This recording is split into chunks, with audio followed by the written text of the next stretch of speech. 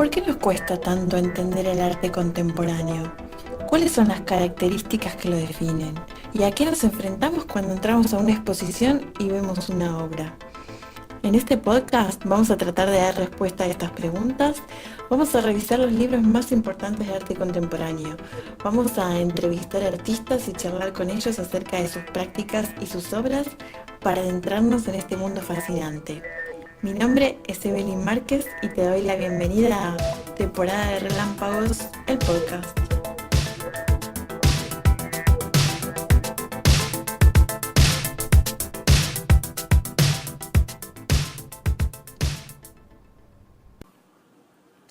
Hola a todos, bienvenidos a un nuevo episodio de Temporada de Relámpagos y hoy vamos a comenzar con una nueva sección del podcast que se va a llamar ¿Quién es? Aunque en realidad en el programa de hoy sería mucho más adecuado decir quiénes son. Y vamos a charlar acerca de artistas contemporáneos que considero que tienen trabajos muy interesantes para conversar y comentar y desmenuzar un poco. Vamos a empezar con Los Carpinteros, un colectivo artístico cubano que se fundó en 1992 en La Habana y que originalmente estaba compuesto por 3 integrantes, aunque en los últimos años quedaron 2 y se constituyó más bien como un dúo. Y estos integrantes son Marco Antonio Castillo, Dagoberto Rodríguez y Alexandra Rechea, que es quien formó parte del colectivo justamente hasta el año 2003 y ahí él se abre del grupo para comenzar su carrera individual. Hoy en día ellos viven y trabajan entre La Habana y Madrid y sus obras están en las mejores colecciones del mundo. Las pueden encontrar desde el Centro Cultural Pompidou en París, la Tate de Londres, el Guggenheim, la colección suiza Daros, en la Reina Sofía. En fin, está dispersa por colecciones importantísimas de todo el planeta. Ellos se conocen en la universidad, siendo estudiantes todavía, y empiezan a trabajar en colaboración prácticamente por casualidad para presentar unos trabajos en el marco de una materia de la carrera de Bellas Artes. Y ahí continúan después trabajando en colaboración, pero sin planes de una continuación futura. Más bien empiezan a tener ideas que les gustan y se mantienen en el tiempo para poder desarrollarlas. Muchas de las obras de los carpinteros están marcadas por un contraste entre la perfección técnica de los objetos, que suele ser muy impresionante, y su condición inservible, por otro lado. Y combinan formas muy fácilmente reconocibles con temas políticos y sociales como la herencia de la Guerra Fría en Cuba, la diferencia entre la vida de las personas de clases acomodadas y las pobres, el sistema penitenciario, la herencia cultural. Y todo eso ellos lo trasladan en sus obras desde distintos puntos de vista y de distintas perspectivas, pero principalmente las estrategias que usan son la ironía, el humor y la literatura también. Hay muchas referencias literarias en sus obras. También trabajan con la subversión de sentido, de significado, ya sea cambiando la escala de los objetos que eligen, o cambiando su función, o modificando el lugar en el que se supone que esos objetos deberían pertenecer. Y ellos empiezan a trabajar a principios de los años 90, que es un momento en el que Cuba entra en la mayor crisis económica de su historia, porque habían perdido los subsidios que recibían por parte de la Unión Soviética y del bloque socialista después de la caída del muro. Y el principal conflicto que tenían estos jóvenes estudiantes en ese momento es que no había materiales para hacer arte, no había ningún tipo de material industrial. Entonces, ante esa carencia absoluta, la solución que encuentran es empezar a usar madera. Y empiezan a utilizar materiales que sacan de casas abandonadas, ramas de árboles que encuentran. No podían conseguir otra cosa que no fuera madera, así que de esa carencia de alguna forma hicieron su fortaleza. Y en ese primer momento empiezan a generar objetos trabajados muy vinculados con el oficio manual de la carpintería. De ahí viene su nombre, que no fue inventado por ellos, sino que era un nombre que le adjudicaron otros artistas amigos que les hacían chistes en relación a su oficio de carpinteros cuando empezaron a ver las obras que producían en colaboración, y ahí surge el nombre que ellos terminan aceptándolo y adoptándolo. Después ellos van a tener un segundo momento en el que empiezan a tener más demanda para exponer, empiezan a viajar mucho más, a volverse reconocidos internacionalmente, y ahí es cuando empiezan a ampliar el espectro de materiales y también de temas, pero lo de los materiales va a ser bastante notorio. Siempre tratan de hacer la obra lo mejor posible. Si conocen las obras de carpinteros, saben probablemente de qué les estoy hablando. Tratan de llegar a una fabricación que les acerque lo más posible al ideal que ellos tenían en mente para su ejecución. Por eso para ellos también siempre es muy importante desarrollar un sistema económico paralelo a lo que es la producción de obras de arte, porque requiere mucho dinero en producción y quizás también en algunos casos en contratar personas que sepan hacer algunos trabajos específicos dentro de las obras. Entonces reinvierten todo el dinero que ganan por venta de obras en su propio trabajo. En un primer momento ellos pintaban con pintura al óleo, pero después la dejaron de lado y se enfocaron mucho más en las acuarelas, como un modo de comunicación también, no solo como una obra terminada. Las acuarelas las podemos ver muchas veces en sus muestras exhibidas y son el primer paso en el que ellos se empiezan a plantear y discutir las ideas entre sí, ¿no? Son los primeros bocetos que van a derivar después en las esculturas o en las instalaciones que hagan. Ahí es donde comienza realmente el trabajo colaborativo, una especie de ping-pong donde van interviniendo mutuamente sus dibujos y que de lo que hablan como una especie de un gran malentendido eterno que se da entre ambos. Y la metodología de trabajo tiene que ver en la mayoría de los casos con esta seguidilla de pasos: idea, dibujo, escultura.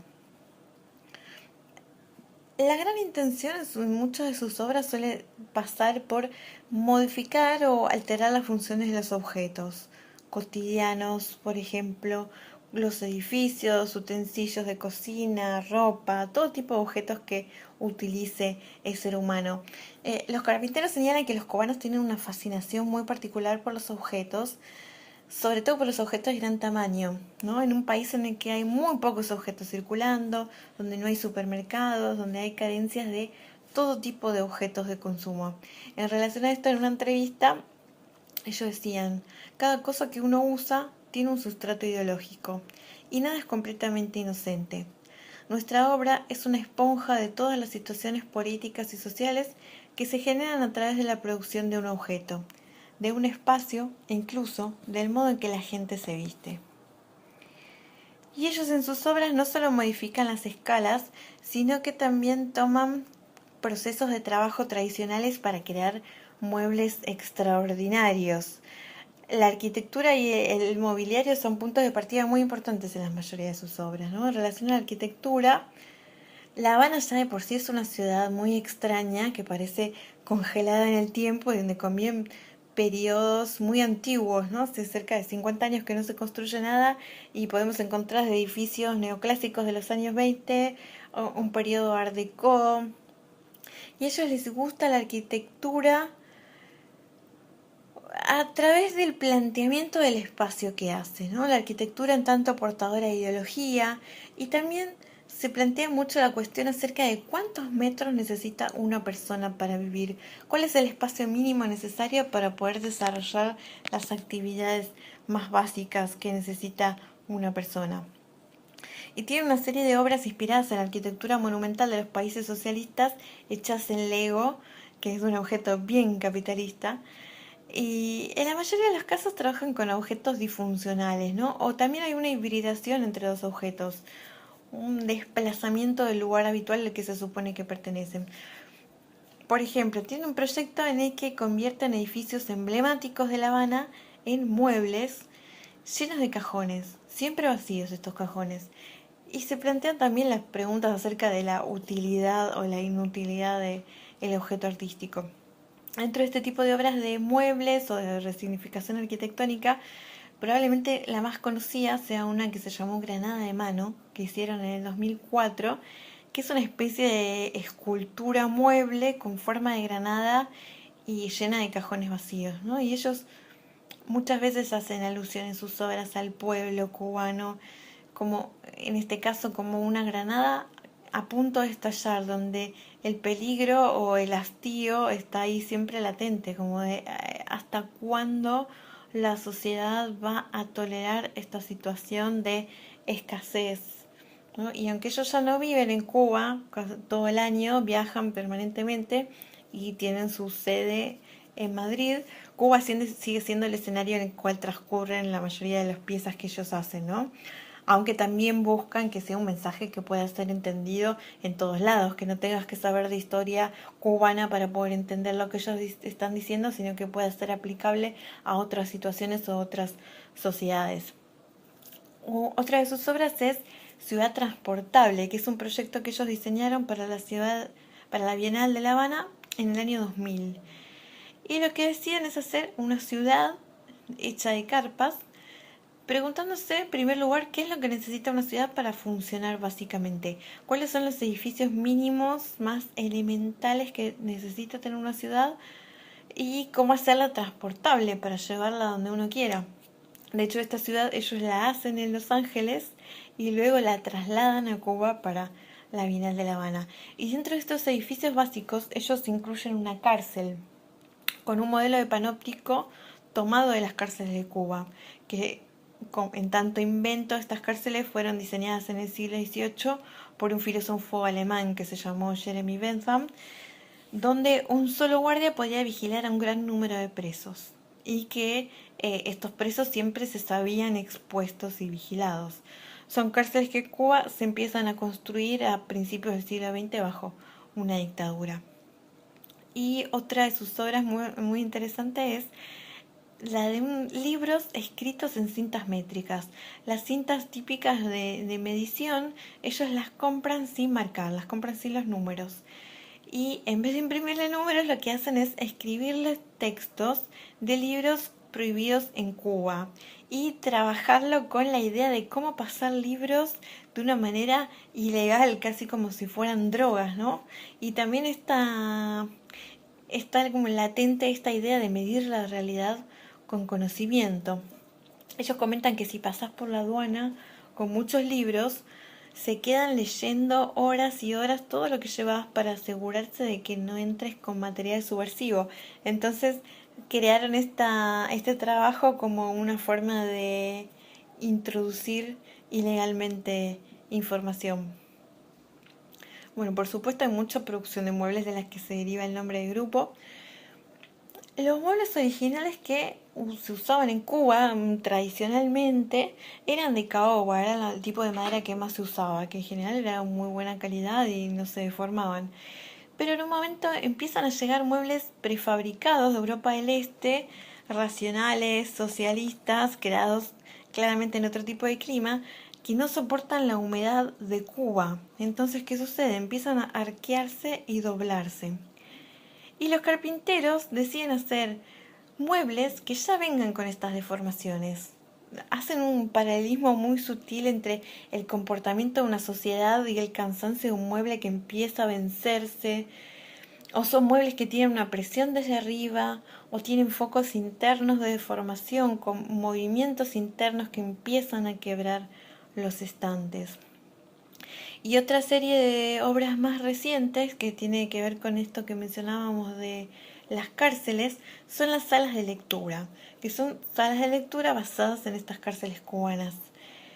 A principios del siglo XX, un dictador llamado Machado manda a construir lo que se llamó el Presidio Modelo, que era un gran complejo arquitectónico de 5 edificios que contaba con una torre central donde los gendarmes podían vigilarlos. En esta misma cárcel va a estar detenido muchos años después Fidel Castro. Y ellos empiezan ya con esta idea de trabajar con las bibliotecas desde el año 97. Ahí hacen su primera obra vinculada a estas arquitecturas panópticas que después van a seguir dibujando y construyendo a lo largo de toda su carrera, ¿no? Como imaginar estos espacios como contenedores multifuncionales y abiertos al conocimiento. Ellos en general lo que hacen es reducir la escala de estos modelos de cárceles a la sala de exhibición donde va a estar expuesta. Y esas paredes, podríamos decir, de la estructura arquitectónica se convierten en estantes. En algunos casos, dependiendo muchas veces de la decisión del curador de la muestra, esos estantes se rellenan con libros que la gente que va a visitar la exposición puede consultar. Y una de las últimas muestras que hicieron vinculadas a este tipo de obras se llamó Hacia una lectura expandida. Y lo que hacían era no solo usar el espacio como un lugar de exposición, como decíamos, sino activarlo y generar grupos de estudio, grupos de lectura que usaban estas bibliotecas para hacer reuniones y tener discusiones en relación a tres temáticas centrales, que era el género literario, el cuerpo y el objeto.